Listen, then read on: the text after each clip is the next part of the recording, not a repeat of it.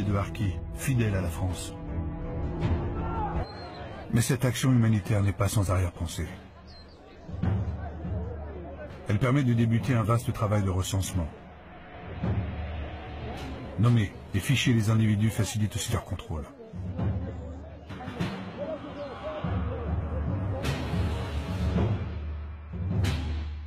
Dans ces villages, les militaires vont armer des bénévoles. Ce sont les groupes d'autodéfense. Chaque volontaire reçoit un fusil. Un simple fusil de chasse. Un fusil et une mission. Interdire toute approche des maquisards de la LN. Mais ce village, c'est encore un coin de France. Et comme dans toutes les guerres, l'étendard doit être levé. Fidèles patriotes français pour les uns, traîtres algériens pour les autres. Les hommes de cette armée improbable, et pourtant si fiers, s'engagent sans le savoir vers leur tragique destin. La deuxième zone créée par les militaires est la zone de pacification.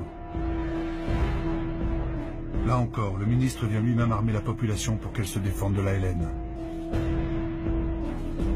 On lui fait allégeance, on lui baise la main.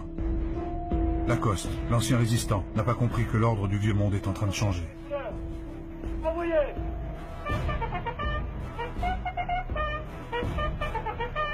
Les Algériens, originaires de Mélouza, rejoignent leur pays. Certains choisissent de s'engager dans les sections de Harkis de l'armée française. Là encore, caméras et micros fixent et diffusent les motivations de ces hommes en colère.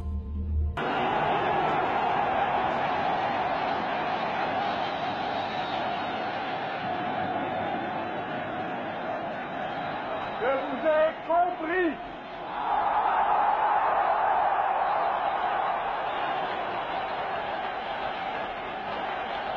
Je sais ce qui s'est passé ici.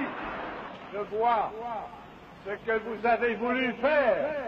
Je vois que la route que vous avez ouverte en Algérie, c'est celle de la rénovation et de la fraternité. Un pas que la France n'a jamais fait en 130 ans de colonisation. Donner aux musulmans les mêmes droits et les mêmes devoirs qu'aux Français. Et pour cela, vous inscrire sur la liste électorale. Or, il s'agit bien d'approuver une nouvelle constitution pour la France. Et elle va donner au président de la République d'immenses pouvoirs.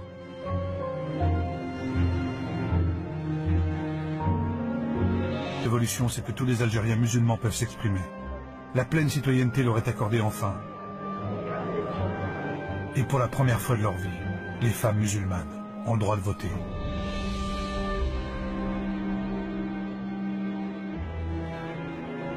Alors malgré les pressions du FLN qui dénoncent le référendum, cet appel au dialogue avec le FLN a jeté le trouble chez les Français.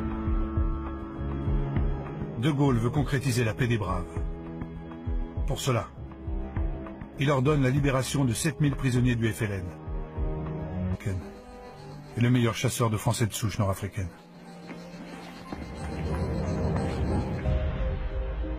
De Gaulle est-il en train de gagner la guerre?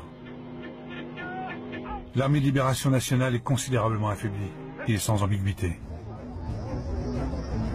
6 millions de votants répondent oui et à peine 16 000 répondent non.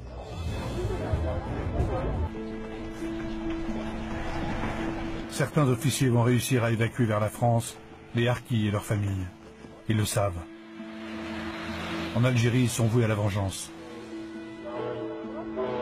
De Gaulle, pourtant, va ordonner leur désarmement. Il craint en effet que l'OAS ne récupère les Harkis dans ses rangs. Et c'est un télégramme classé secret, signé par le ministre de l'Algérie qui interrompt les évacuations.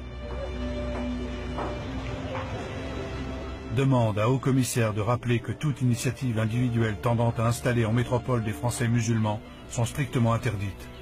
Aviser tout chef SAS et commandant d'unité. Après l'indépendance, des dizaines de milliers de Harkis vont être massacrés par le FLN, qui les considère comme des traîtres. C'est l'une des profondes et douloureuses cicatrices de cette guerre qui s'achève.